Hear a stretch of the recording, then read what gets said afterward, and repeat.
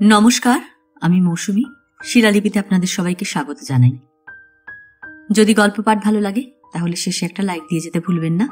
এখনো যারা আমার চ্যানেলটা সাবস্ক্রাইব করেননি তাদের সকলের কাছে আমার অনুরোধ, প্লিজ আমার চ্যানেলটা সাবস্ক্রাইব করে নেবেন। পাশে যে বেল নোটিফিকেশনটা আছে সেটা অবশ্যই প্রেস করে দেবেন। গল্প পাঠ ভালো লাগলে আপনার প্রিয়জনদের সঙ্গে গল্প শেয়ার করবেন। আজ শোনাব সাহিত্যিক প্রভাত কুমার মুখোপাধ্যায়ের গহনার বাক্স। ছিন্ন পুরাতন কালো সার্জের চাপকানের উপর পাকানো দড়ির মতো চাদর ঝুলাইয়া একজন প্রৌঢ়বয়স্ক ভদ্রলোক শীত সন্ধ্যার অনতিপূর্বে আলিপুর হইতে খিদিরপুরের রাস্তা ধরিয়া চলিয়াছেন।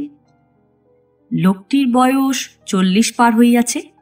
রংটি ফর্সা, গোঁফগুলি বড় বড়, দাড়ি কামানো, দেহখানি কৃশ ও দুর্বল, চক্ষু দুইটি কোটরগত।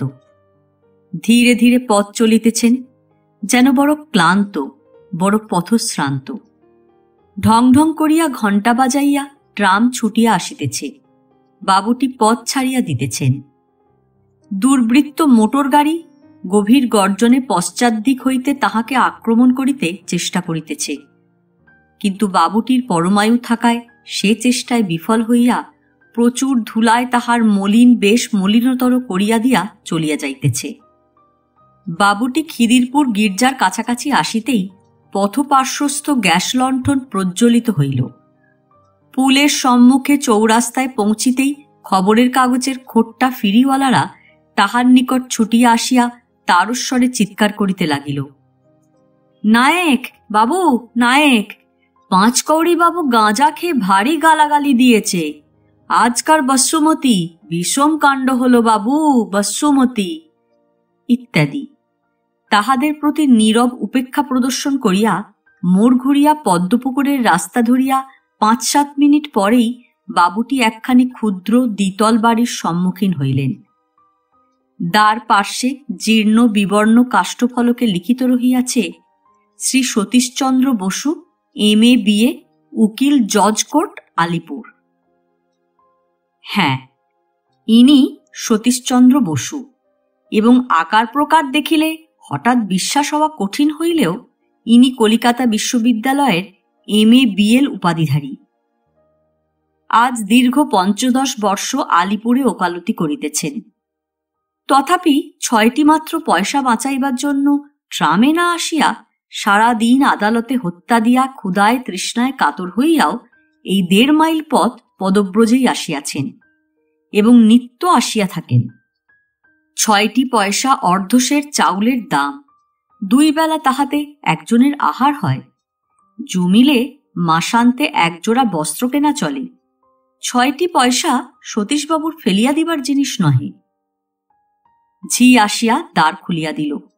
প্রবেশ করিয়াই 2 পাশে 2টি বৈঠকখানা, একটি সতীশবাবুর আপিস, অপরটি তাহার পুত্র বিমল কুমারের পরিবার ঘর। বন্ধু বান্ধব আসিয়া আতিথ্য গ্রহণ করিলে এই ঘরে শয়নের ব্যবস্থাও আছে। ভিতরে প্রবেশ করিয়া ক্ষুদ্র একটি প্রাঙ্গণ, তাহার 3 পাশে বারান্দা, একটি বারান্দার কোণে সিঁড়ি, তাহার মুখে একটি কেরোসিনের ঢিবড়ি জ্বলিতেছে। সতীশবাবু সিঁড়ি দিয়া শয়নঘরে প্রবেশ করিলেন। একটি ক্ষুদ্র টেবিলের উপর বহি কাগজ ছড়ানো, মাঝখানে একটি ল্যাম্প জ্বলিতেছে। সমস্তটা কাঠের একখানি চেয়ার তাহার সম্মুখে। রামটহল রামটহল বলিয়া সতীশবাবু ভৃত্যকে ডাকিলেন, কিন্তু সাড়া পাইলেন না। চেয়ারে বসিয়া জুতার ফিতা খুলিতে আরম্ভ করিতেছিলেন, এমন সময় তাহার পত্নী সরমা আসিয়া প্রবেশ করিলেন।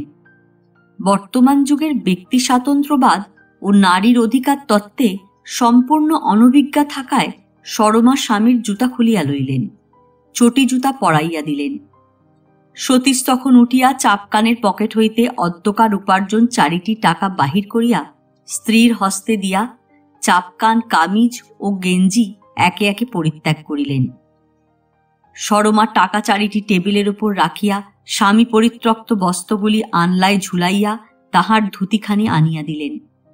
টাকা 4টি বাক্সে বন্ধ করিতে করিতে বলিলেন, তুমি হাত মুখ ধুয়ে ফেলো, আমি জল খাবার নিয়ে আসি। সতীশ বলিলেন, মনোরমা কোথা? মনোরমা তাহার কন্যার নাম। রান্নাঘরে রুটি বেলছে। বিমল? গড়ের মাঠে খেলা দেখতে গেছে, এখনো ফেরেনি। দেওয়ালে ঘড়ির পানে চাহিয়া সতীশ দেখিলেন প্রায় 6টা। এখনো ফেরেনি বলিয়া বারান্দায় বাহির হইয়া তিনি হস্তপদাদি ধৌত করিতে প্রবৃত্ত হইলেন। একটি রেকাবিতে খান কতক পেঁপের টুকরা ওই 2টি ক্ষুদ্র রসগোল্লা আনিয়া সরমা টেবিলের উপর রাখিলেন। জানালার উপর সোড়াই ভরা জল ছিল, 1 গেলাস জল ঢালিয়া আনিলেন। জলযোগ করিতে করিতে সতীশবাবু জিজ্ঞাসা করিলেন, আজকের সারাদিনের খবর কি বলো? সরমা বলিলেন, আজ সেই ঘটকি এসেছিল, একটি পাত্রের সন্ধান দিয়ে গেল। কিরকম পাত্র? ছেলে বিয়ে পড়ছে, বাপ মুঙ্গেরের সাব জজ, নাম টাম সব লিখে দিয়ে গেছে বলিয়া সরমা আঁচল হইতে খুলিয়া 1 টুকরা কাগজ স্বামীর হস্তে দিলেন। সতীশবাবু পড়িয়া বলিলেন, ছেলে বিয়ে পড়ছে, বাপ সাব জজ, এ হাতি কেনবার ক্ষমতা কি আমার হবে? সরমা বলিলেন, ছেলে নাকি বলেছে মেয়ে যদি পছন্দ হয় তবে টাকা কড়ির জন্য আটকাবে না। তার বাপ মা খুব ভালো লোক, বিয়ে দিয়ে টাকা রোজগার করার মতলব তাদের মোটেই নেই। ছেলে বলেছে তার বন্ধুরা প্রথমে এসে দেখবে, মেয়ে যদি পছন্দ হয় তাহলে বাপকে আমাদের চিঠি লিখতে হবে। সতীশবাবু কিঞ্চিত ভাবিয়া ধীরে ধীরে মাথা নাড়িয়া বলিলেন, আচ্ছা, মেয়ে দেখুক এসে, আমার মনোরমাকে অপছন্দ বোধহয় হবে না। বিমল কুমার এই সময় আসিয়া পৌঁছিল। ছেলেটির বয়স 15 বর্ষ, হৃষ্টপুষ্ট সুস্থকায়। ফুটবল ম্যাচে কোন পক্ষ কিরূপ নিপুণতার সহিত বিপক্ষকে গোল দিয়াছে তাহারই বিবরণ উচ্ছ্বসিত স্বরে পিতার নিকট সে ব্যক্ত করিতে লাগিল। মনোরমাও রান্নাঘর হইতে বাহির হইয়া ময়দা হাত ধুইয়া ফেলিয়া আসিয়া দাঁড়াইল। হাসি মুখে বিস্ফারিত নেত্রে দাদার গল্প শুনিতে লাগিল। মেয়েটি সুন্দরী, ইহাকে দেখিয়া যে বর অপছন্দ করিবে ডানা কাটা পরিভিন্ন আর কেহই তাহার কৌমার্য ঘুচাইতে পারিবে না। 1/2 ঘণ্টা পরে দেখা গেল পাশের ঘরের মেঝের উপর শতরঞ্জের মধ্যভাগে সতীশবাবু বসিয়া গড়গড়ায় ধূমপান করিতেছেন। তাহার একদিকে বিমল, অপরদিকে মনোরমা বসিয়া নিজ নিজ পাঠ অভ্যাসে নিযুক্ত। সতীশবাবু প্রতিদিন 2 ঘণ্টা কাল এইরূপে পুত্রকন্যা 2টিকে পড়াইয়া থাকেন। পটলডাঙ্গার কোনো ছাত্রাবাসের একটি কক্ষে আজ প্রাতঃকাল হইতে 3টি তরুণ বয়স্ক বন্ধুতে মিলিয়া গোপন পরামর্শের ভারী ধুম পড়িয়া গিয়াছে। শচীন্দ্র, পূর্বোক্ত সাবজজবাবুর পুত্র, বলিতেছে, না ভাই, সে আমি পারব না, তোমরাই যাও।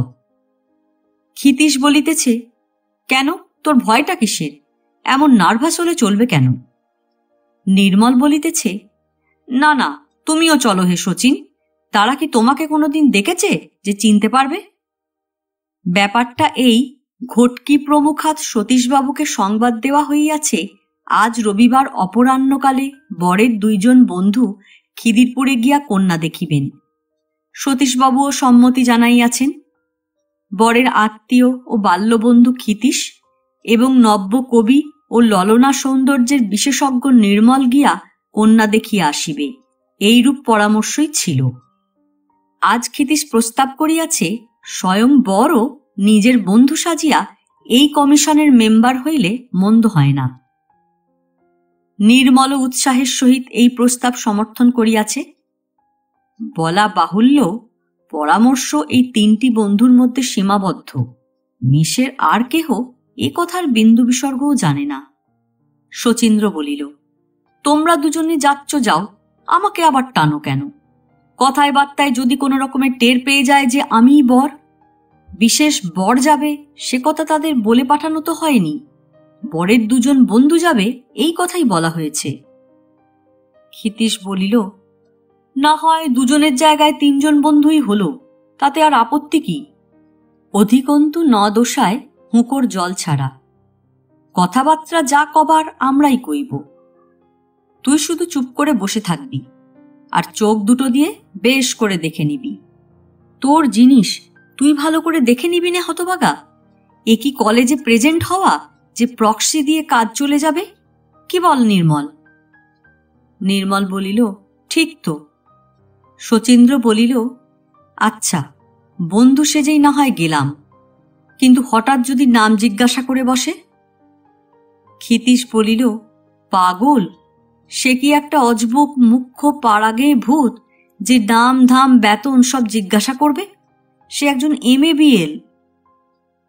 আরো কিছুক্ষণ তর্ক বিতর্কের পর শচীন রাজি হইল। সাজগোজ করিয়া বেলা 3টার সময় বাহির হইয়া 3 বন্ধু ট্রাম যোগে ধর্মতলায় গেল। তথা হইতে যাতায়াতের ভাড়া করিয়া একখানি রবার দেয়া ফেটন গাড়ি লইয়া বেলা 4টার সময় খিদিরপুরে সতীশবাবুর বাড়ি পৌঁছিল। সতীশবাবু প্রস্তুত হইয়া আপিস ঘরে বসিয়াছিলেন। গাড়ি দাঁড়াইবা মাত্র বাহিরে আসিয়া অভ্যর্থনা করিয়া যুবকত্রয়কে নামাইয়া লইলেন। বিমল সেখানে দাঁড়াইয়াছিল। সে ছুটিয়া উপরে খবর দিতে গেল। ইহাদিগকে লইয়া সতীশবাবু আপিস ঘরে প্রবেশ করিলেন। একখানি টেবিলের ধারে একখানি মাত্র চেয়ার, পাশে লম্বা চওড়া তক্তপোষের ওপর জাজিম বিছানো, তাহার উপর গুটি কয়েক তাকিয়া বালিশ। সতীশবাবু নিজে সেই তক্তপোষের ওপর বসিয়া যুবকগণকেও তথায় বসিতে ইঙ্গিত করিলেন। বিমলও আসিয়া পিতার নিকট বসিল। বর্তমানকালে বরপণ প্রথা সম্বন্ধে সতীশবাবু আলোচনা উত্থাপন করিলেন। দেখিলেন যুবকগণের অভিমত যে এ প্রথা একান্ত অভদ্র, নৃশংস ও বর্বরচিত। সতীশবাবু কাহারও নাম জানিতে চাহিলেন না বটে, তবে কে কি পড়ে এবং কোথায় থাকে তাহা জিজ্ঞাসা করিলেন। বরেরা কয় ভাই, কোন কোন পরীক্ষা কোন ডিভিশনে পাশ করিয়াছে, তাহার স্বাস্থ্য কেমন, এ সকল সংবাদও লইলেন। কিয়ৎক্ষণ কথাবার্তার পর সতীশবাবু বলিলেন, আপনারা একটু বসুন, আমি আসছি, বলিয়া উঠিয়া গেলেন। বিমলকে লইয়া তিনি উঠিয়া গেলেই ক্ষিতীশ বলিল, বোধহয় মেয়ে আনতে গেলেন, নয়? নির্মল বলিল, নিশ্চয়। ভাইটির চেহারা দেখে তো মনে হয় বোনটি মনোনীত হলেও হতে পারে। শচীন অনুচ্চস্বরে হাসিয়া বলিল, মনোনীত হবার কথা বলছ? বোনটি কি কবিতা? নির্মল বলিল, দেখি তোমার ভাগ্যে কিরকম কবিতা জোটে। কয়েক মিনিট পরে ঝুমঝুম মলের আওয়াজ আসিল। যুবকত্রয় মুখ টিপিয়া হাসিতে হাসিতে পরস্পরের পানে চাহিল।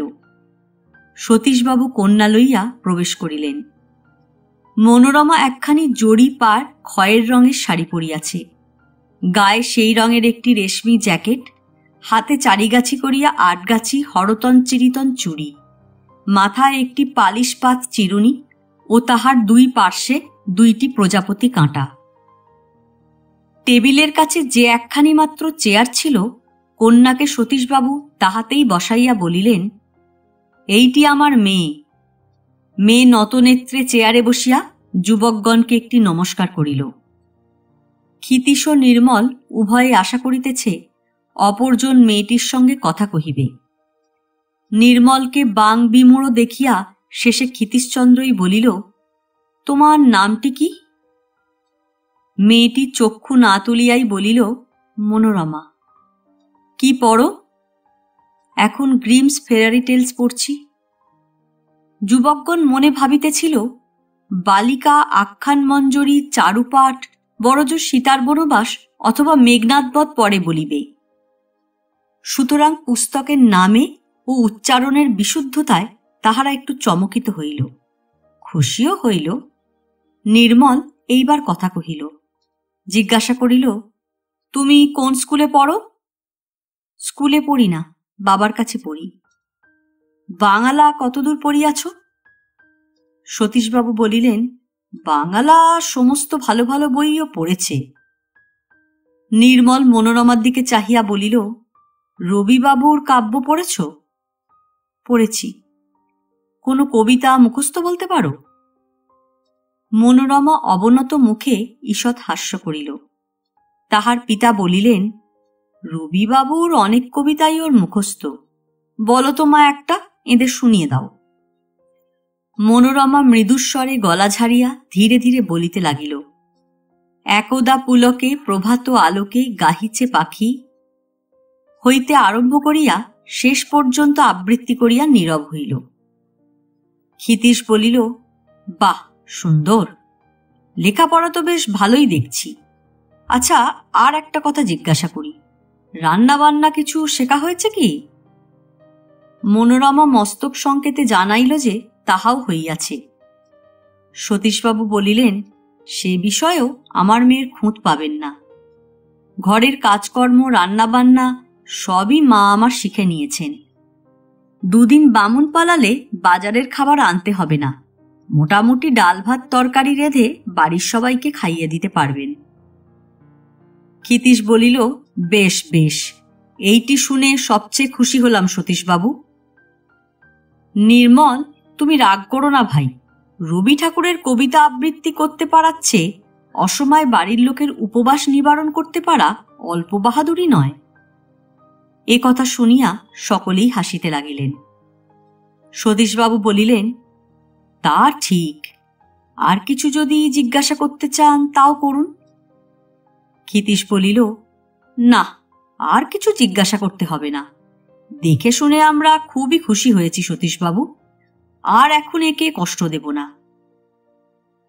আচ্ছা, একটু বসুন তবে, বলিয়া সতীশবাবু কন্যা লইয়া অন্তঃপুরে প্রবেশ করিলেন। সতীশবাবু অদৃশ্য হইবা মাত্র ক্ষিতীশ শচীনকে এক ঠেলা দিয়া বলিল, কিরে, পছন্দ হল? শচীন বলিল, তোমাদের কি মত তাই আগে শুনি। ক্ষিতীশ বলিল, আমার তো ভালোই লাগলো। নির্মল ওষ্ঠকুঞ্চিত করিয়া বলিল, মেয়েটি সুন্দরী, তবে পরী বলা যায় না। শচীন বলিল, আমার বেশ লাগলো, পরী ফরিতে আমার দরকার নেই ভাই। ক্ষিতীশ হাসিয়া বলিল, কিরে, সত্যি বলছিস? শচীন বলিল, খুব সত্যি। নির্মল, তুমি কোনো গোলমাল তুলো না ভাই, একেই আমি বিয়ে করব। নির্মল বলিল, পরী না হোক, মেয়েটি সুন্দরী, এ কথা তো আগেই বলেছি। রংটি একেবারে গোলাপ ফুলের মতো নয় বটে, কিন্তু সে আর বাঙালির ঘরে কোথা পাবে? সে চাইলে পার্সি কি আরমানি মেয়ে খুঁজতে হয়। সংস্কৃতে যাকে বলে গৌরী, এ মেয়ে তা বটে। মুখে চোখে গড়নেও তেমন কোনো খুঁত নেই, তাই একে তুমি বিয়ে করতে পারো শচীন। শচীন বলিল, ইচ্ছে তো তাই, কপালে এখন ফসকে না যায় সেইটি তোমরা দেখো দাদা। সরমা স্বামীকে দেখিবা মাত্র জিজ্ঞাসা করিলেন, কি বুঝলে? পছন্দ হলো? কি কি সব জিজ্ঞাসা টিজ্ঞাসা করলে? সতীশবাবু হাসিয়া বলিলেন, খুবই জেরা করেছে, যেন এক একটি কৌশলী বসে গেছেন। কেবল একটি ছেলে ছিল নিতান্ত ভালো মানুষ, আর দুটো জ্যেষ্ঠ তাঁত। পছন্দ তো হয়েছে বলেই বোধ হলো। জল টল খাবার ঠিক আছে তো? আছে, পাশের ঘরে সব সাজিয়ে রেখেছি, নিয়ে এসো তাদের। জলযোগান্তে গাড়িতে উঠিবার সময় ক্ষিতীশ বলিল, সতীশবাবু, 1 মিনিট একটা কথা আছে, একটু এই দিকে আসুন। সতীশবাবু বলিলেন, রাস্তায় কেন, ঘরেই আসুন তাহলে, ওরা গাড়িতে বসুন একটু। বৈঠকখানা ঘরে আসিয়া ক্ষিতীশ চুপি চুপি বলিল, মেয়ে বরের পছন্দ হয়েছে। সতীশবাবু বিস্মিত হইয়া বলিলেন, হয়েছে? কি করে জানলেন? ক্ষিতীশ হাসিয়া বলিল, ওই যিনি চুপচাপ বসেছিলেন তিনিই বর। ওর বাপের ঠিকানা এই নিন, তাকে আপনি চিঠি লিখুন। তবে আমরা যে ঘটকি পাঠিয়েছিলাম দেখতে এসেছি, এসব কথাগুলো কাইন্ডলি গোপন রাখবেন।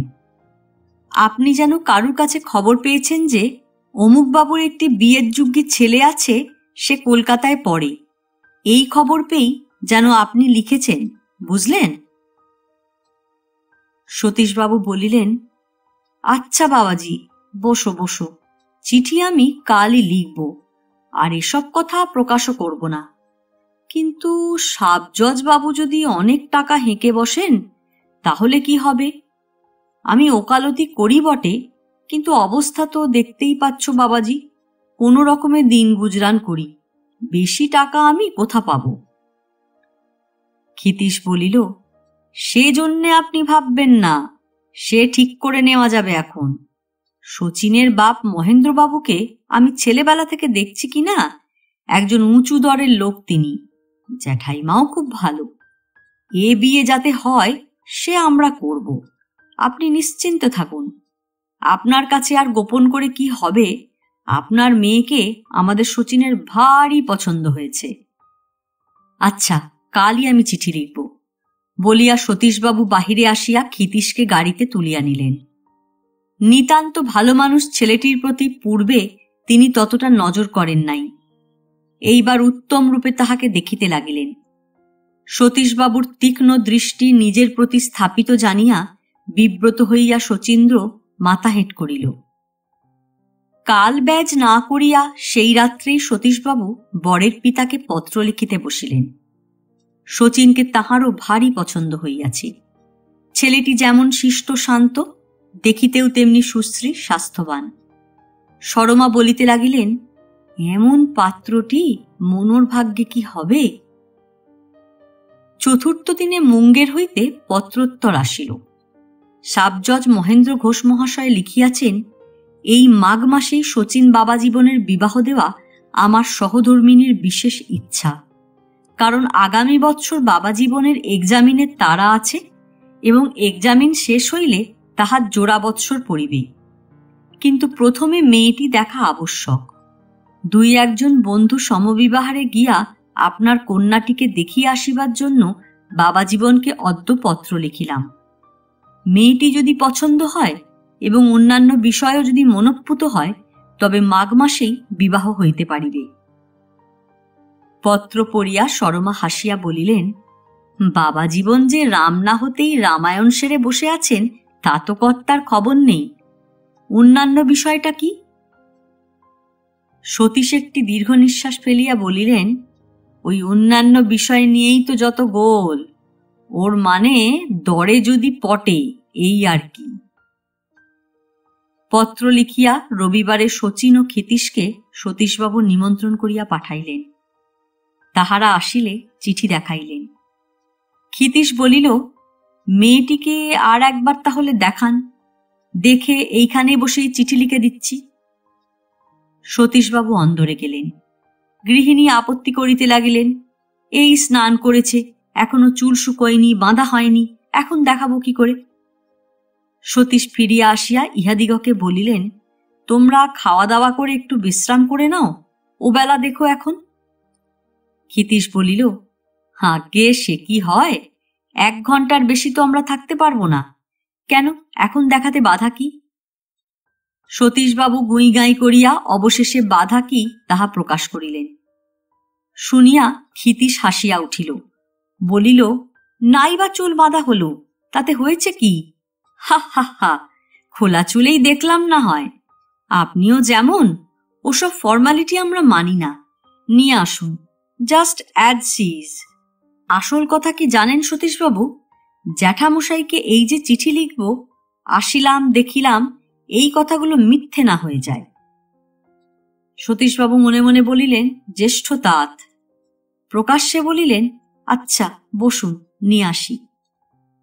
সতীশবাবু যাইবা মাত্র ক্ষিতীশ তাহার বন্ধুকে ঠেলিয়া বলিল, আর একবার দেখবার জন্য মরছিলি দম ফেটে, কেমন ফাঁকি দিয়ে দেখিয়ে দিচ্ছি তোকে। দে হতভাগা, সন্দেশ খাইয়ে দে। মেয়ে দেখা হইল। আহারের পর সেইখানে বসিয়াই ক্ষিতীশ মুঙ্গেরে পত্র লিখিয়া বন্ধুসহ বিদায় গ্রহণ করিল। চতুর্থ দিনে আবার মুঙ্গের হইতে পত্র আসিল। সাবজজবাবু লিখিয়াছেন, মেয়ে পছন্দ হইয়াছে, এখন অন্যান্য বিষয় স্থির হওয়া আবশ্যক। সতীশবাবু যদি আগামী শনিবার লুপ মেলে রওনা হইয়া মুঙ্গেরে একবার পদধূলি দেন, তবে রবিবার সেসব কথা আলোচনা করিয়া ওই দিনই বৈকালের ট্রেনে তথা হইতে আবার তিনি ফিরিতে পারিবেন।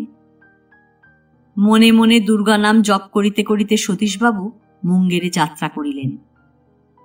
সোমবার প্রাতে সতীশবাবু যখন মুঙ্গের হইতে বাড়ি ফিরিলেন, তখন তাহার মুখ শুষ্ক, চক্ষু বসিয়া গিয়াছে, এবং তাহা কেবল গাড়ির কষ্টের জন্যই নহে। অনেক কাকুতি মিনতি ও কষা মাজা করিয়া দর দাঁড়াইয়াছে অলঙ্কার ও বরাভরণ প্রভৃতি 2000 টাকার এবং 501 টাকা নগদ। নিজেদের খরচের জন্য অন্তত 500 টাকা ধরিয়া রাখিতে হয়। সুতরাং একুনে 3000। সরমা শুনিয়া বলিলেন, তা আজকালকার বাজারে এর কমে অমন ঘর বর আর কোথায় পাওয়া যাবে? তুমি কি বলে এলে? সতীশবাবু বলিলেন, বলেছি বাড়ি গিয়ে পরামর্শ করে যেমন হয় আপনাকে জানাবো।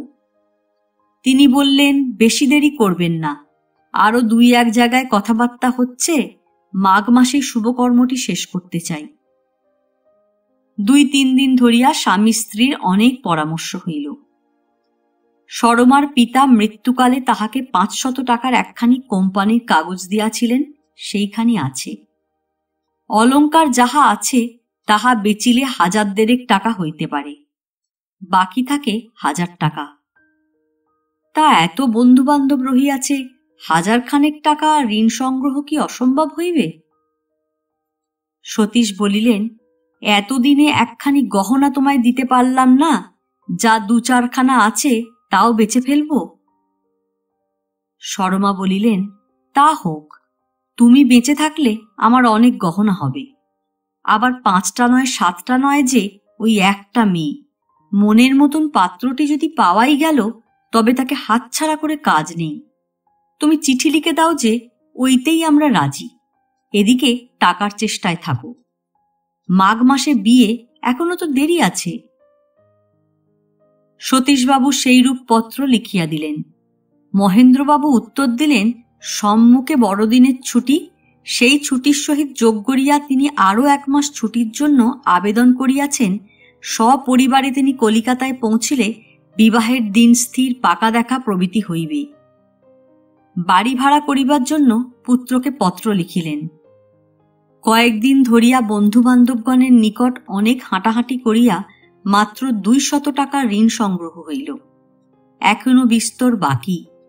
উপকার করিতে পারে এই মতো বন্ধুবান্ধব কলিকাতার বাজারে আর কেহ নাই। এখন একমাত্র ভরসা হেমন্ত দাদা। তিনি সতীশের মামাতো ভাই, বর্ধমানে ওকালতি করেন, উপার্জনও মন্দ নহে। গুজব তিনি নাকি 20,000 টাকা জমাইয়াছেন। একটু কৃতজ্ঞতার দাবিও ছিল। সতীশের পিতাই তাহাকে লেখাপড়া শিখাইয়া মানুষ করিয়াছিলেন। সতীশবাবু নিজের দায় জানাইয়া তাহাকে পত্র লিখিলেন। টাকাটা পাইলে মাসে মাসে 25 হিসাবে 3 বৎসরের মধ্যে উহা পরিশোধ করিয়া দিতে পারিবেন, এ মতো আভাসও দিলেন। হেমন্তবাবু লিখিলেন, বড়দিনের বন্ধের মধ্যে একদিন আসিও, কতদূর কি করিতে পারি দেখি, তবে আমারও সময় ভালো যাইতেছে না।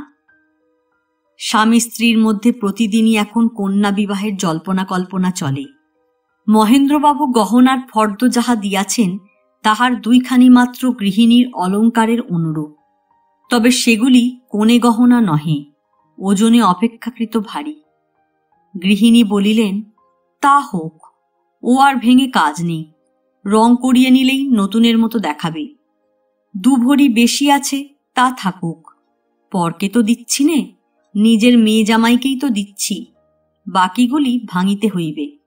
শ্যাকরা বলিয়াছে, বিবাহের দিন 15 আগে পাইলেই সময় মতো সে সমস্তই ঠিক করিয়া দিতে পারিবে। দেশ হইতে আত্মীয় স্বজনের মধ্যে কাহাকে কাহাকে আনিতে হইবে, সে পরামর্শও চলিতেছে। দেখিতে দেখিতে বড়দিনের ছুটি আসিয়া পড়িল। ক্ষিতীশ ইতিমধ্যে একদিন আসিয়াছিল। সে বলিল, জ্যাঠা মহাশয়ের আদেশ অনুসারে 2 মাসের জন্য বউবাজারে তাহার জন্য বাড়ি ভাড়া করা হইয়াছে।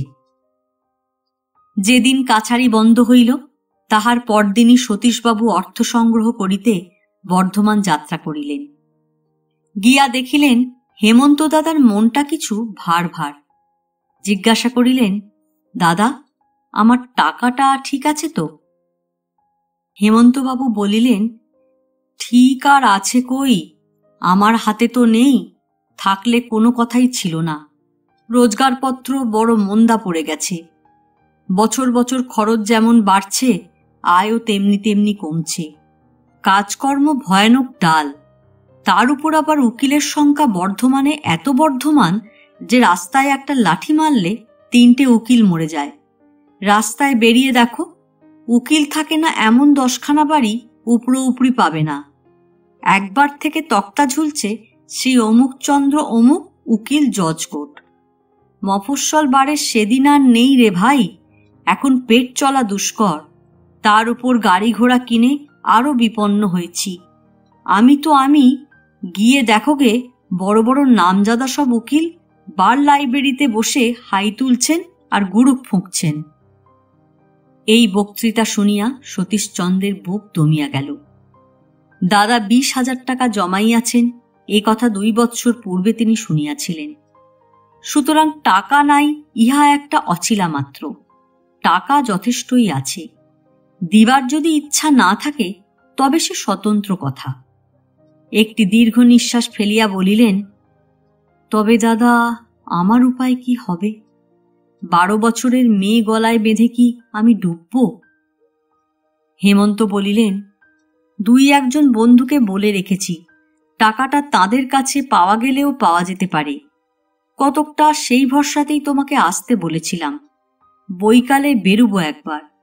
এখন বেলা হলো, স্নান টান করে ফেলো ভায়া। বেলা 3:30 সময় গাড়ি জোতাইয়া হেমন্তবাবু বাহির হইলেন। যে সকল হাকিম ছুটিতে কোথাও যান নাই, বর্ধমানেই আছেন, তাহাদের বাসায় গিয়া নানা খোশ গল্প ও চাটু বাক্যে তাহাদিগের সন্তোষ বিধান করিয়া সন্ধ্যাকালে বাড়ি ফিরিলেন। সতীশ তীর্থের কাকের মতো আশায় বুক বাঁধিয়া অপেক্ষা করিতেছিলেন। হেমন্ত মুখখানি নিভন্ত বিষণ্ণ করিয়া মাথা নাড়িতে নাড়িতে বলিলেন, কোথাও সুবিধে হলো না। তারা বললে, হ্যাঁ আপনাকে বলেছিলাম বটে, কিন্তু বড়ই এখন টানাটানি। 2-4 মাস পরে যদি হতে পারে। চেষ্টা তো করলাম, কি করি বলো ভায়া? আমি বলি কি, কলকাতাতেই কারো কাছে আর একবার চেষ্টা করে দেখো গে। রাত্রি 9:27 প্যাসেঞ্জারে সতীশবাবু কলকাতায় ফিরিবার কথা।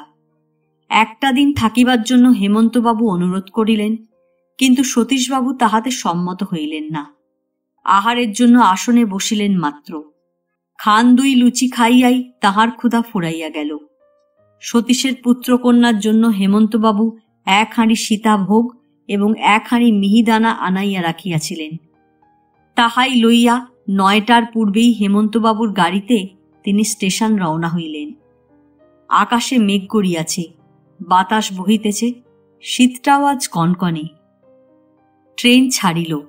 মধ্যম শ্রেণীর একখানা বেঞ্চির কোণে বসিয়া জুতা খুলিয়া পা তুলিয়া পায়ে শাল ঢাকা দিয়া সতীশবাবু চিন্তা করিতে লাগিলেন। বড় আশা করিয়াই তিনি হেমন্ত দাদার নিকট আসিয়াছিলেন। সেই আশা ভঙ্গ হওয়ায় তার বুকের ভিতরটা কেমন যেন করিতে লাগিল। মনোরমা জন্মিয়া অবধি তাহার স্বাদ ছিল একটি সুশিক্ষিত সচ্চরিত্র অবস্থাপন্ন পাত্রে তাহাকে অর্পণ করিবেন। সে স্বাদ আর পূর্ণ হইল না। এ বিবাহ ভাঙিয়া দিতে হইবে। 1000 টাকায় হয় এমন একটি পাত্রের সন্ধান করিতে হইবে। সে পাত্র যে কেমন হইবে তাহা মনোরমার অদৃষ্ট বিধাতাই জানেন। বাড়ি ফিরিলে এই বিফলতার সংবাদ যখন তাহার স্ত্রী শুনিবে, তখন তাহার মুখখানি কেমন হইয়া যাইবে ভাবিতে ভাবিতে সতীশবাবুর চোখের কোণে জল আসিল। সেই সে যে সুপাত্রটির জন্য নিজের সর্বস্ব খোয়াইতেও প্রস্তুত হইয়াছিল, কিন্তু এমনই অদৃষ্টের বিড়ম্বনা, তাহাতে কোনো ফল হইল না। নৈশ অন্ধকার ভেদ করিয়া ট্রেন ছুটিয়াছে। হাওড়ায় পৌঁছিতে রাত্রি 1:45।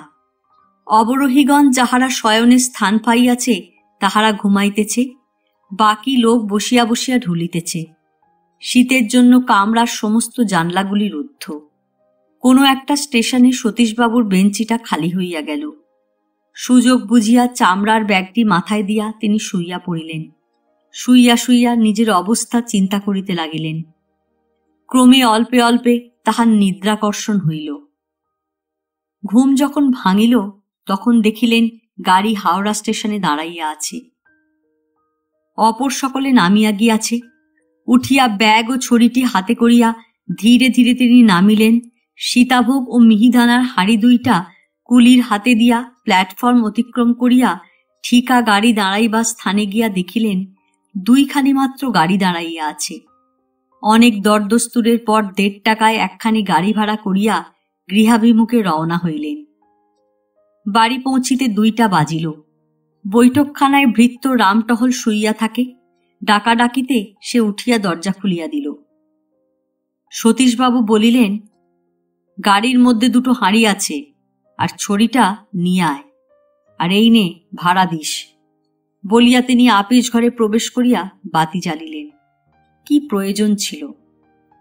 আপিস ঘরের কাজটুকু সারিয়া ব্যাগ হস্তে সতীশবাবু ওপরে উঠিয়া গেলেন। নিজ শয়নকক্ষে প্রবেশ করিয়া দেখিলেন সরমা দাঁড়াইয়া আছে। টেবিলের উপর আলো জ্বলিতেছে। সরমা জিজ্ঞাসা করিলেন, কি পেলে? সতীশ বিস্বাদের হাসি হাসিয়া বলিলেন, পেলাম ওই সীতাভোগ আর মিহিদানা। বলিয়া তিনি মেঝের ওপর রক্ষিত হাড়ি দুইটি দেখাইয়া দিলেন। টাকা? টাকা পাইনি। সরমা হাসিয়া বলিলেন, যাও যাও, ঠাট্টা করতে হবে না, টাকা পেয়েছ।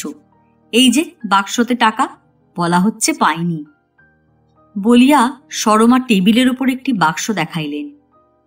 সতীশ দেখিলেন সবুজ বনাতের ঘেরাটোপে ঢাকা একটি বৃহৎ ক্যাশ বাক্স। জিজ্ঞাসা করিলেন, এ কার বাক্স?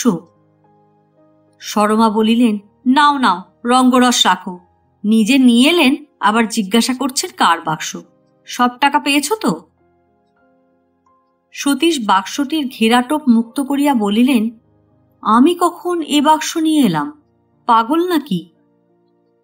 সরমা ইহাতে বিস্মিত হইলেন। বলিলেন, তুমি আনোনি? কি বলছো গো? এই তো এক্ষুনি রামটহল তোমার ছড়ি হাঁড়ি 2টো আর এই বাক্স রেখে গেল।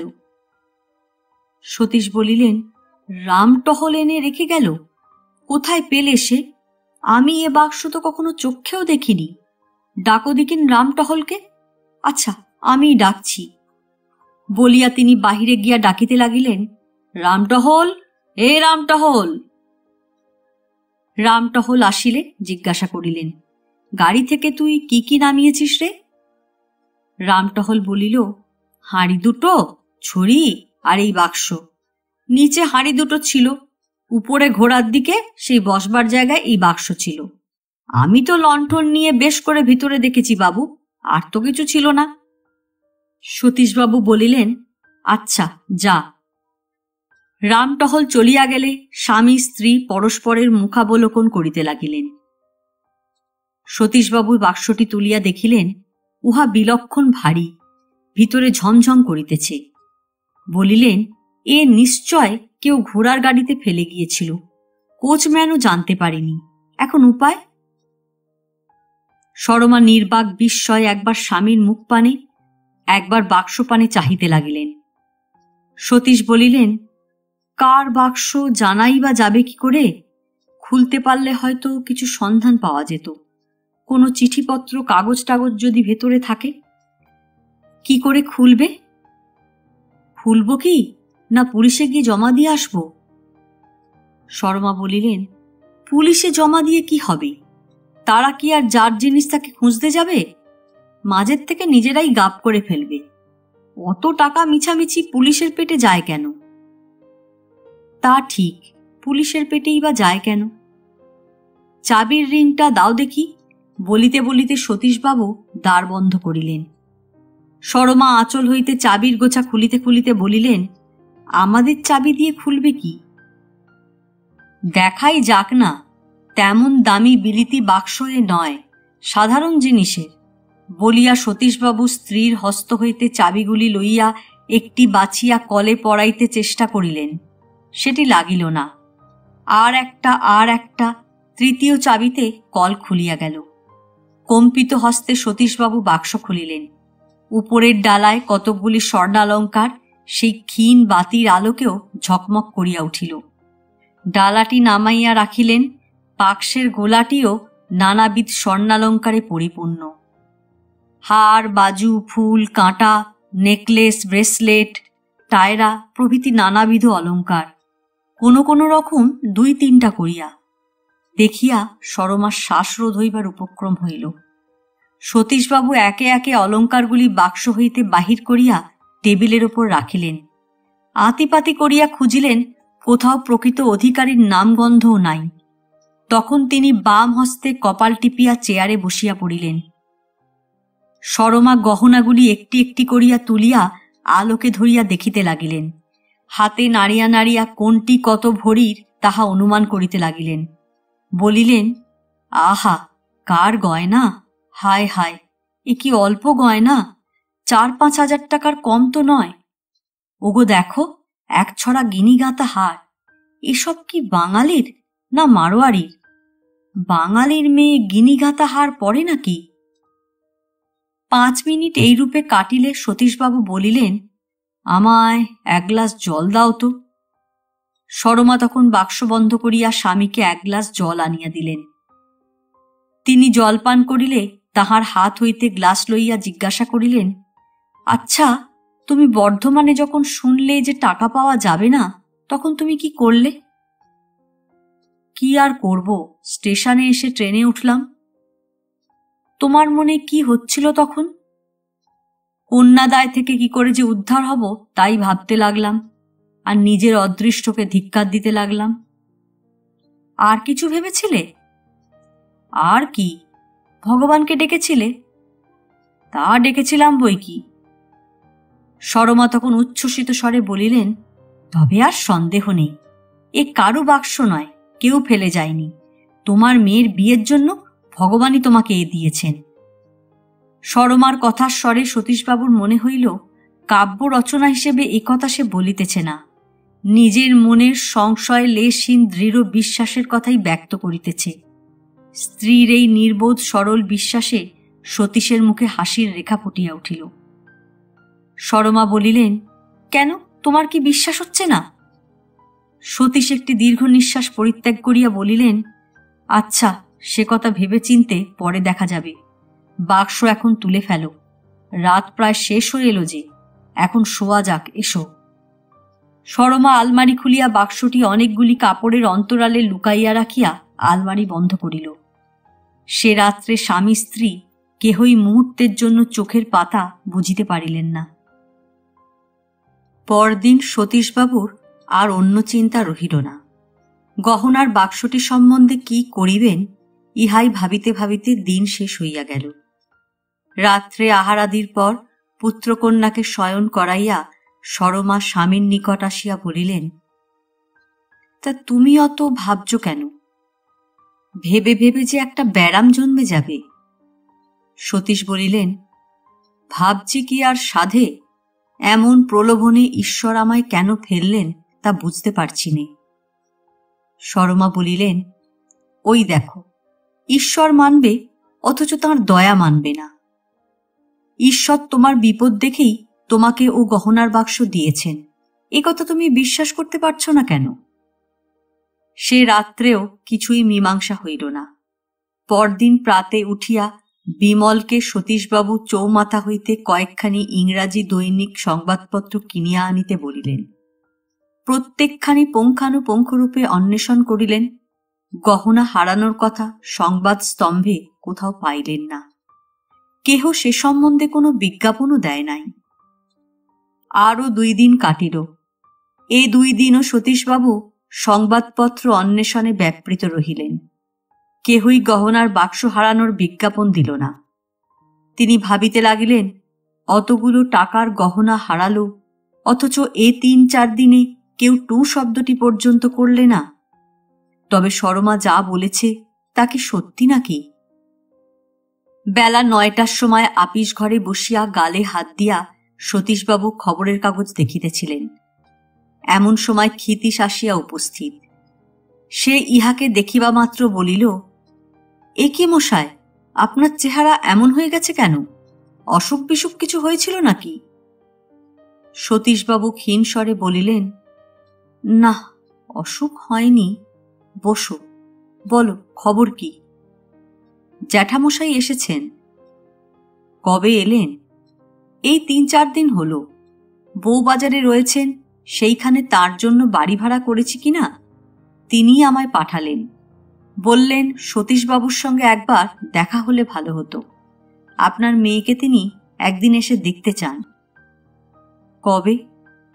সাহেবদের নববর্ষের ডালি সংগ্রহ করতে তিনি এখন ব্যস্ত রয়েছেন। 1 জানুয়ারির পর যেদিন আপনার সুবিধা হবে সেই দিনই তিনি মেয়ে দেখতে আসবেন। আপনি যদি ইতিমধ্যে তার সঙ্গে দেখা করতে যান তবে সেদিনটাও অমনি স্থির করে আসবেন।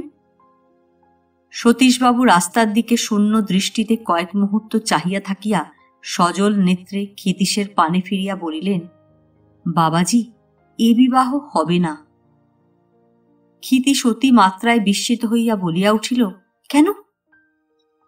মহেন্দ্রবাবু যা চেয়েছেন তা দেওয়া আমার সাধ্য হবে না। কেন? এমন বেশি কিছু তো তিনি চাননি। সতীশবাবু ধীরে ধীরে বলিলেন, ছেলের গুণের তুলনায় আজকালকার বাজারে তিনি যা চেয়েছেন তা খুবই অল্প বটে, কিন্তু সেই অল্প আমার সাধ্যের বাইরে। ক্ষিতীশ বলিল, বলেন কি? সতীশবাবু নিরুত্তর হইয়া রহিলেন। কিয়ৎক্ষণ পরে ক্ষিতীশ বলিল, যে ভারী কেলেঙ্কারি হল মশাই, সমস্ত ঠিকঠাক এখন বলছেন হবে না? সতীশ বলিলেন, কি করি বলো বাবাজি, মানুষ অবস্থার দাস। এক জায়গায় কিছু টাকা পাবার আশা ছিল, সেই আশার উপর নির্ভর করেই সম্বন্ধটি করেছিলাম, কিন্তু সেখানে নিরাশ হতে হয়েছে। তাহলে জ্যাঠামশাইকে গিয়ে কি বলবো? বলো, তিনি মহৎ, আমি গরিব, তিনি যেন আমার অপরাধ না নেন। তিনি যা চেয়েছিলেন তা নিতান্ত সঙ্গত হলেও আমার ক্ষমতায় কুলিয়ে উঠল না, তাই বাধ্য হয়ে আমাকে নিরস্ত হতে হল। তিনি অন্য পাত্রের সন্ধান করুন। ক্ষিতীশ অনেকক্ষণ বিষণ্ণ মুখে মাটির দিকে চাহিয়া বসিয়া রহিল। শেষে বলিল, আচ্ছা সতীশবাবু, আপনি কত হলে পারেন? সতীশ বলিলেন, সে কথায় আর ফল কি বাবাজি? মহেন্দ্রবাবু মুঙ্গেরে আমায় বলেছিলেন, আমি এই যে দর দিলাম এর 1 পয়সা কমে হবে না। ক্ষিতীশ একটি দীর্ঘ নিঃশ্বাস ফেলিয়া বলিল, ভারী দুঃখের বিষয়। সতীশ বলিলেন, হ্যাঁ বাবাজি, দুঃখ আমারই। মহেন্দ্রবাবুকে তুমি বুঝিয়ে বলো, আমি চেষ্টা যতদূর যা করবার তা করেছিলাম, কিন্তু কিছুতেই ওই পরিমাণ টাকা সংগ্রহ করে উঠতে পারলাম না। ক্ষিতীশ বলিল, তার চেয়ে সকল কথা খুলে আপনি তার নামে একখানা চিঠি লিখে দিন না কেন? সেই চিঠি তাকে আমি দেব। ঠিক বলেছ, একটু বসো তাহলে, বলিয়া সতীশবাবু উঠিয়া টেবিলের নিকট গিয়া বসিয়া পত্র লিখিতে লাগিলেন। ক্ষিতীশকে বিদায় দিয়া সতীশবাবু অন্তঃপুরে প্রবেশ করিলেন। স্ত্রীকে নিভৃতে ডাকিয়া কম্পিত স্বরে কহিলেন, আমি মনস্থির করে ফেলেছি সরমা। সরমা শঙ্কিত দৃষ্টিতে স্বামীর মুখের পানে চাহিয়া রহিলেন। সতীশ বলিলেন, প্রলোভনকে আমি জয় করেছি। সরমা, তোমার স্বামী গরিব, কিন্তু চোর নয়। আমি এইমাত্র বিবাহ ভঙ্গ করে মহেন্দ্রবাবুকে চিঠি লিখে দিয়ে এলাম। আজই ওবেলা কলকাতায় গিয়ে আমি ইংরেজি বাংলা খবরের কাগজে কাগজে গহনার বাক্স সম্বন্ধে বিজ্ঞাপন দিয়ে আসব। সরমা বলিলেন, কেউ যদি দাবি না করে? তাহলে ও সমস্ত গহনা বিক্রি করে কোনো অনাথ আশ্রম কিংবা হাসপাতালে দান করব। আমার মেয়ের অদৃষ্টে যদি ভালো পাত্র থাকে তবে কেউ তাকে বঞ্চিত করতে পারবে না সরমা, তুমি নিশ্চয় জেনো। সরমা বলিলেন, আচ্ছা, সেই ভালো, তাই করো। বেলা হয়ে গেছে, এখন স্নান করে ফেলো দেখি। বিকালে বাহির হইয়া কাগজে কাগজে সতীশবাবু এই বিজ্ঞাপনটি ছাপিতে দিয়া আসিলেন। গহনার বাক্স কুড়াইয়া পাইয়াছি, কবে কোথায় হারাইয়াছিল, বাক্সের রং ও গঠন, তাহাতে কি কি গহনা আছে যিনি বলিতে পারিবেন তাহাকে ওই বাক্স দেওয়া যাইবে। 17 নম্বর পদ্মপুকুর রোড, খিদিরপুরে দাবিদার স্বয়ং আসিয়া অনুসন্ধান করুন। উপর্যুপুরি কয়েক রাত্রি অনিদ্রার পর আজ সতীশবাবু ঘুমাইয়া বাঁচিলেন। বড়দিনের ছুটি শেষ হইয়া গেল। সতীশবাবু কাছারি গিয়াছেন, বিমল স্কুলে গিয়াছে। সরমা আহারের পর ছাদে চুল শুকাইতেছেন ও সুপারি কাটিয়া কাটিয়া ডালাতে রাখিতেছেন। মনোরমা ঘরে বসিয়া কি পড়িতেছিল, সে ছুটিয়া আসিয়া মাকে বলিল, মা, আমাদের বাড়িতে কে এসেছেন? কোথা রে? ওই যে সদরে গাড়ি দাঁড়িয়ে আছে, কোচম্যান বলছে এই তো 17 নম্বর বাড়ি। একজন ঝি নেমেছে, রামটহলের সঙ্গে কি কথাবার্তা কইছে। বলিতে বলিতে নিম্ন হইতে অপরিচিত কণ্ঠস্বর শোনা গেল। ঝি বেশধারিণী এক স্ত্রীলোক সিঁড়ি দিয়া উঠিয়া আসিয়া সরমাকে দেখিয়া বলিল, আপনি কি এ বাড়ির গিন্নি? সরমা বলিলেন, হ্যাঁ, কেন? কোথা থেকে আসছ? আমরা কলকাতা থেকে আসছি গো। আমাদের গিন্নিমা আপনার সঙ্গে দেখা করবেন বলে এসেছেন। সরমা দাঁড়াইয়া উঠিলেন, বলিলেন, কোথায় তিনি? আসুন না। আচ্ছা মা, নিয়ে আসি বলিয়া ঝি সিঁড়ি দিয়া নামিয়া গেল। সরমা বলিলেন, মনো, যা তো মা, তোদের পড়ার ঘরে শতরঞ্চিটা চট করে পেতে ফেল। 1 মিনিট পরে অনুমান 44 বর্ষ বয়স্কা, সুবেশা কিন্তু প্রায় নিরাভরণা, স্থূলাঙ্গী কিন্তু সুন্দরী একটি মহিলা সিঁড়ি দিয়া উঠিয়া আসিলেন। সরমা অগ্রসর হইয়া বলিলেন, আসুন। মহিলাটি সেইখানে দাঁড়াইয়া হাঁপাইতে লাগিলেন। হাসিতে হাসিতে বলিলেন, হাসি কটাই বা সিঁড়ি, এই উঠতেই হাঁপিয়ে পড়েছি, শরীরে আর পদার্থ নেই, চলুন। বলিয়া তিনি সরমার পশ্চাৎ পশ্চাৎ আসিয়া কক্ষমধ্যে প্রবেশ করিলেন। সরমা তাহাকে শতরঞ্চিতে বসাইয়া নিজে নিকটে বসিলেন। মহিলাটি তখনও হাঁপাইতেছেন। একটু সুস্থ হইয়া মনোরমার দিকে চাহিয়া বলিলেন, ওটি কে? তোমার মেয়ে? ওই দেখো, তোমায় তুমি বলে ফেললাম। তা ফেললামই না হয়, কি বলো? তুমি তো দেখছি বয়সে আমার চেয়ে ছোটই হবে। তুমি বউ মানুষ, আমি গিন্নিবান্নি, তুমি বলায় কোনো দোষ আছে? সরমা হাসিয়া বলিলেন, না, কিচ্ছু না। তোমার বয়স কত হয়েছে? 30? না, 28। 28? তাই হবে। আমার বোধহয় 32 কি 33। আচ্ছা, এর বেশি বলে মনে হয় কি? আমার প্রথম ছেলে অবিনাশ যখন কোলে হলো তখন আমার বয়স 14। এই 14 পেরিয়ে সবে 15 পা দিয়েছি। সে ছেলে আমার আজ সেটের 24 বছরের। এই কার্তিকে তার জন্ম মাস গেছে। গেল বছর তার বিয়ে দিয়েছি। বউটি ডাগর সাগর কিনা, এই ভাদ্র মাসে তার একটি ছেলেও হয়েছে। বলতে নেই, তোমাদের কল্যাণের ছেলেটি হয়েছে যেন রাজপুত্তর, এখন বাঁচে তবেই। তা অবিনাশ যখন আমার কোলে, তখন যদি আমার বয়স 15 হয়, তবে দেখো না হিসেব করে আমার বয়স এখন কত? 32-33-এর বেশি হবে কি? হাসি চাপিয়া রাখা সরমার পক্ষে কষ্টকর হইতেছিল। যথাসাধ্য সংযম অবলম্বন করিয়া তিনি বলিলেন, না, এমন কি বেশি। তা আপনি কোথা থেকে এসেছেন? বলি, হ্যাঁ গা, তোমাদের পান বেশি সাজা আছে? থাকে তো দাও না দুটো, আমি বড্ড পান খাই। আমি তো কি পান খাই, আমার মেজো যা, সে বাঁকিপুরে থাকে, তার স্বামী মুনসেব, সে যা পান খায়, আমার দেওর বলে কি, পান খেয়ে খেয়েই বউ আমার ফেল করবে। 1 ডিপে পান আমি সঙ্গে নিয়েছিলাম, তা গাড়িতেই ফুরিয়ে গেল, অনেকটা পথ। এই যে পান এনেছ দেখছি, ওহ, এ যে অনেক। আচ্ছা, দুটো খাই। এই মরেছি, জর্দার কৌটোটা বুঝি গাড়িতেই ফেলে এলাম। ঝি, যা তো মা, ছুটে গিয়ে কৌটোটা নিয়ে আয় তো। এমনি বদ অভ্যেস হয়ে গেছে, জর্দা না হলে পান আবার মুখে রোচে না। তুমি জর্দা খাও? শর্মা বলিল, না, কখনো তো খাইনি। আচ্ছা, আসুক আমার কৌটো, খেয়ে দেখো একটু। গয়া থেকে আমার স্বামী ফি মাসে ভিপি করে আনান।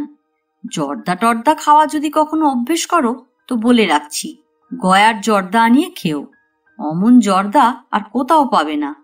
লখনৌ খেয়েছি, কাশি খেয়েছি, আমার তো আর খেতে বাকি নেই কিছু, কিন্তু গয়ার তুল্য জর্দা খেলাম না আজ অব্দি। কেউ কেউ বলে বটে যে লখনৌয়ের জর্দা খুব ভালো। শুনো না ওসব কথা, ছাই ছাই। গয়াতে 16 টাকা সের যে জর্দা পাওয়া যায়, তার কাছে লখনৌয়ের 80 টাকা শের দাঁড়াতে পারে না। এ কথা আদালতে গিয়ে জজের সামনে আমি বলতে পারি। গয়ার চামারি সার দোকান থেকে আনিও 16 টাকা শের, আমি তাই খাই। 32 টাকা শের আছে, 64 টাকা শের আছে। আমাদের হলো নিত্যি খাওয়া। রোজ রোজ কি অত দামের জর্দা খাওয়া পোষায়? 16 টাকাই খাই।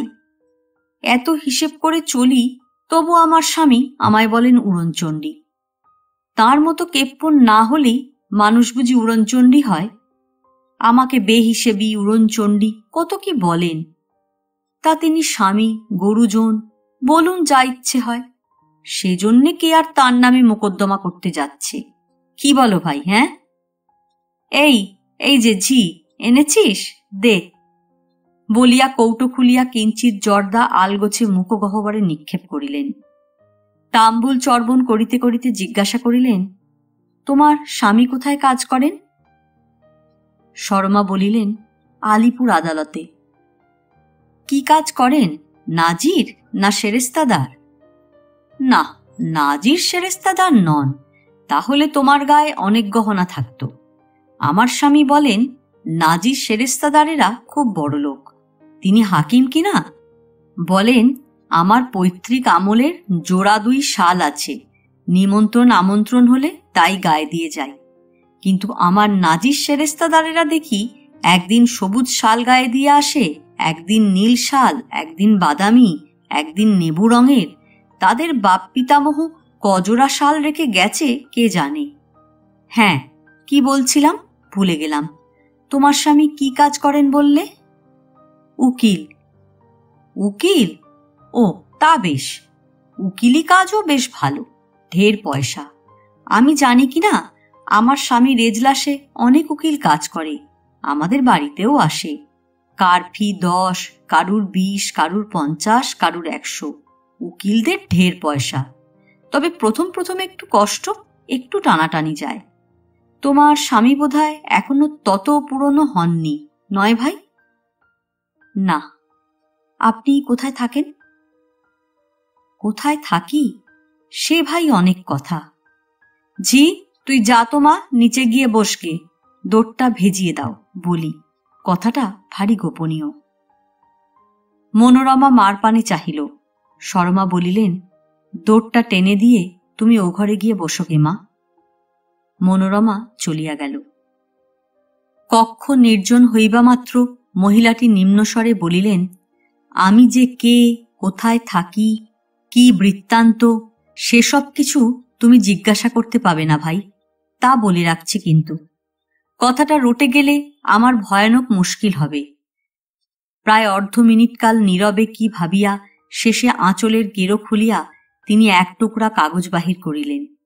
কাগজখানি শর্মার হাতে দিয়া বলিলেন, দেখো দেখি, এই বিজ্ঞাপন কি তোমরা দিয়েছ? শর্মা পড়িয়া বলিলেন, হ্যাঁ, আমার স্বামী দিয়াছেন। বাক্স আছে তোমাদের ঘরে? আছে। কালো রঙের ক্যাশ বাক্স, ডালাটার চারিধারে সোনালি আঁজি কাটা সবুজ বনাতের ঘেরাটোপ দেওয়া? হ্যাঁ। হস্ত সংকেতে দেখাইয়া বলিলেন, এই এতখানি বাক্সটা হবে? হ্যাঁ। শুনিয়া তাহার মুখটি প্রফুল্ল হইয়া উঠিল। বলিলেন, আহ, বাঁচালে! আমারই বাক্স, আমি বাক্স হারিয়েছি। হারিয়ে অবধি আমার মন এমন খারাপ ভাই, কাউকে বলিনি, আমার স্বামীকেও না। ভয় মরি, মুখে ভাত যায় না, জল যায় না। তিনি ভারী কেপ্পন আর ভারী রাগী কিনা শুনলে অনর্থ করতেন। 1-8 টাকার নয়, 5,000 টাকার গহনা, সোজা কথা। একেই তো তিনি আমায় যখন তখন বলেন উড়নচণ্ডী। ভালোই ভালোই যে পাওয়া গেল, এই মঙ্গল। আজ সকালেই কাগজে আমি এই বিজ্ঞাপন দেখেছি, দেখে বঞ্জির বাড়ি যাওয়ার নাম করে এখানে ছুটে এসেছি। আমার বাক্স তবে আমায় দাও। শর্মা একটু ইতস্তত করিয়া বলিলেন, তিনি বাড়ি না এলে? কখন আসবেন? সন্ধ্যার সময়? মহিলাটি চিন্তিত হইয়া বলিলেন, তবেই তো মুশকিল, ততক্ষণ কি আর থাকতে পারব? না, পারব না। আমার বঞ্জির বাড়ি আমায় আনতে তারা যদি দারোয়ান টারোয়ান পাঠায়, তাহলে চিত্তির আর কি। শর্মা বলিলেন, কাল একবার আপনি আসতে পারবেন না?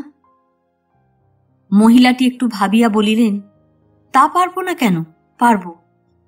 তাহলে দয়া করে আপনার বাক্স কবে কোথায় কেমন করে হারালো আর তাতে কোন কোন গহনা ছিল আমায় বলে যান। তিনি এলে তাকে আমি বলবো। মহিলাটি কিয়ৎক্ষণ চিন্তা করিলেন, শেষে বলিলেন, আচ্ছা সব বলি তাহলে শোনো। আমরা থাকি পশ্চিমের একটা শহরে, নামটা নাইবা শুনলে। আমার স্বামী সেখানকার হাকিম। ডেপুটি কি মুন্সেফ কি সাবজজ সেটা আর নাই বললাম। আমার মেজ ছেলে সে এখানে কলেজে পড়ে, একজন উকিল। কোথাকার উকিল সেটা আর নাই বললাম। তার মেয়ের সঙ্গে আমার মেজ ছেলে বিয়ের সম্বন্ধ করেছিল। বেচারি গরিব। গিয়েছিল আমাদের বাড়ি। কর্তা দরজা হাঁকলেন, তাই শুনেই তার চক্ষু চড়ক গাছ। সে মেয়েকে দেখে আমার ছেলের নাকি ভারী পছন্দ হয়েছিল। তাই কর্তাকে আমি অনেক বুঝিয়ে সুঝিয়ে ১,৫০০ টাকার গহনা, দান সামগ্রী বরাভরণ ৫০০ টাকায়, নগদ ৫০০ টাকা, এই ২,৫০০-এ রাজি করলাম। বাবুটিও স্বীকার হলেন।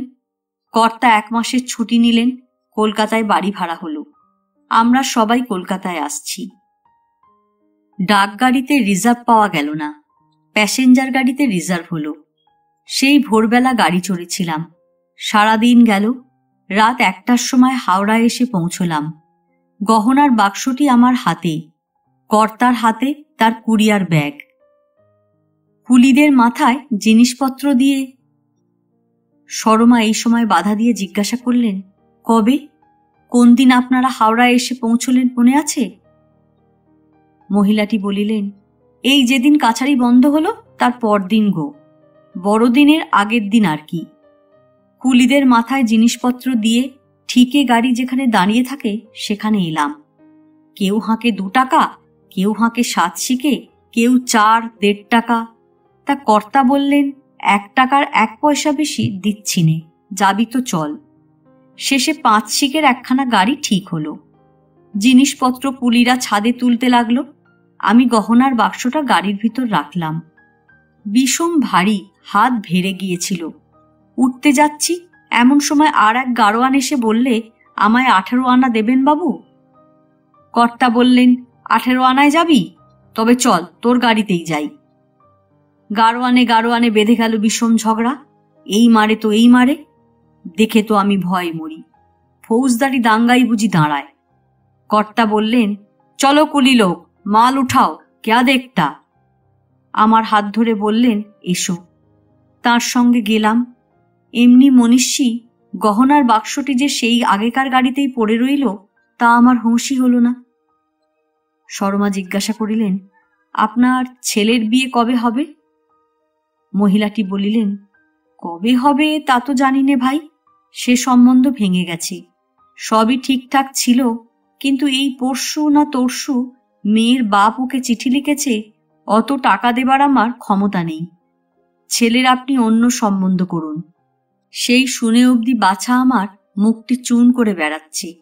মেয়েটিকে ভারী তার পছন্দ হয়েছিল কিনা। আরও ২-৩ জায়গায় কথাবার্তা চলছে, কিন্তু মেয়েগুলি তেমন সুন্দর নয়, তাই মনে ধরছে না। দেখি ভালো মেয়ে একটি পাই যদি। অনেক দেরি হয়ে গেল, এখন তবে উঠি ভাই।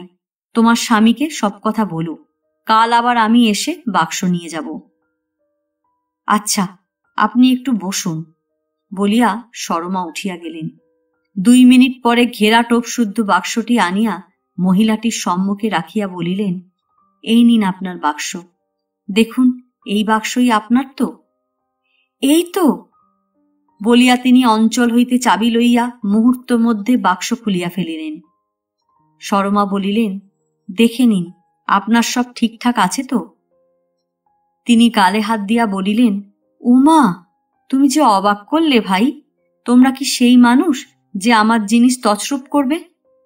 তা যদি হতো তাহলে তো সবই নিতে পারতে, বিজ্ঞাপন দিতে যাবে কেন? তা ভাই, আমায় যে বাক্স নিয়ে যেতে বলছো, তোমার স্বামী জিজ্ঞাসা করবে না? গহনার লিস্টিও আমি এখনো তোমায় বলিনি। শর্মা বলিল, আর কিচ্ছু দরকার নেই, আমি আপনাকে চিনতে পেরেছি। চিনতে পেরেছ?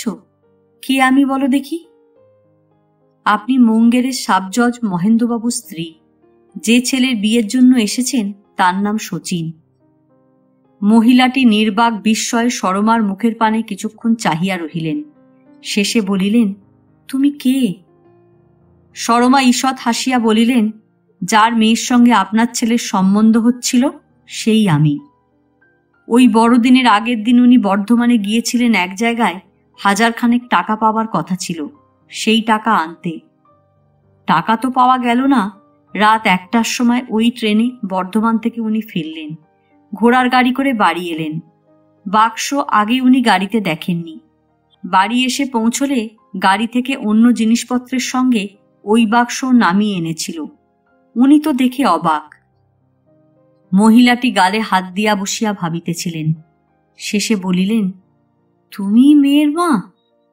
সরমা বিষণ্ণ মুখে হাসিয়া বলিলেন, আমি মেয়ের মা। আচ্ছা, একটা কথা জিজ্ঞাসা করি। বর্ধমানে ওই 1000 টাকা পাওয়া গেল না বলেই কি বিয়ে ভেঙে গেল? হ্যাঁ। একটি 1000 টাকার জন্যে? হায় হায়, খাসা মেয়েটি তোমার ভাই। এখন তবে বলি, ওকে দেখেই আমার মনে হয়েছিল, আহা, এমনি একটি বউ আমার হয়। সরমা অবনত মস্তকে বসিয়া কিয়ৎক্ষণ ভাবিলেন। শেষে মুখ তুলিয়া বলিলেন, তা ওকেই কেন আপনার বউ করুন না?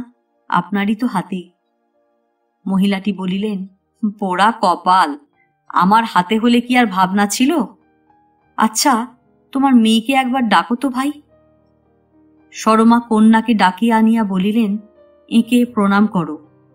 মনোরমা প্রণাম করিলে সাব জজ গৃহিণী কাছে বসাইয়া সস্নেহে তাহাকে নানা প্রশ্ন জিজ্ঞাসা করিতে লাগিলেন। অবশেষে পান ও জর্দা খাইয়া উঠিলেন। সরমাকে বলিলেন, আজ তাহলে উঠি ভাই, বাক্স নিয়ে চললাম। কাল কি পরশু আবার আমি আসব। বলিয়া তিনি বিদায় গ্রহণ করিলেন। পরদিনই তিনি আবার আসিয়া উপস্থিত। সিঁড়ি উঠিবার ক্লান্তি লাঘব হইলে সরমাকে নিভৃতে ডাকিয়া চুপি চুপি বলিলেন, আমার স্বামীকে অনেক বলে কয়ে দেখলাম তিনি একটি পয়সাও কমাতে চান না। এমন কেপ্পন দেখনি ভাই। এ কি কম আফসোস যে 1000 টাকার জন্য এমন একটি বউ আমি হারাবো? ভাই, ও টাকাটা আমি সঙ্গে করেই এনেছি। এই নাও কখানা নোট। আমার টাকা তুমি আমাকেই দেবে। তুমি তো আর নিচ্ছ না। তুমি মনে কিছু কিন্তু করো না ভাই। তোমার স্বামীকে বলো কালই যেন আমাদের ওখানে গিয়ে একেবারে পাকাপাকি বিয়ের দিন স্থির করে আসেন। কিন্তু ভাই, একটা কথা বলি, সাবধান সাবধান। আমি যে এই নোট দিয়ে যাচ্ছি, কাকে কোকিলেও যেন টেন না পায়। আমার স্বামী শুনলে অনর্থ করবেন, একেবারে ক্ষেপে যাবেন। একেই তো আমায় যখন তখন বলেন অরুণচণ্ডী। হ্যাঁ ভাই, আমি অরুণচণ্ডী বলিয়া সরমার হাতে তিনি নোটের গোছা দিলেন। না, আপনি লক্ষ্মী, আপনি কমলা বলিয়া সরমা সজল নয়নে সাবজজ গৃহিণীর পদধূলি লইলেন। এই গল্প এখানেই শেষ। গল্প পাঠ ভালো লাগলে লাইক, শেয়ার, কমেন্টস করতে ভুলবেন না। আজকের মতো নমস্কার।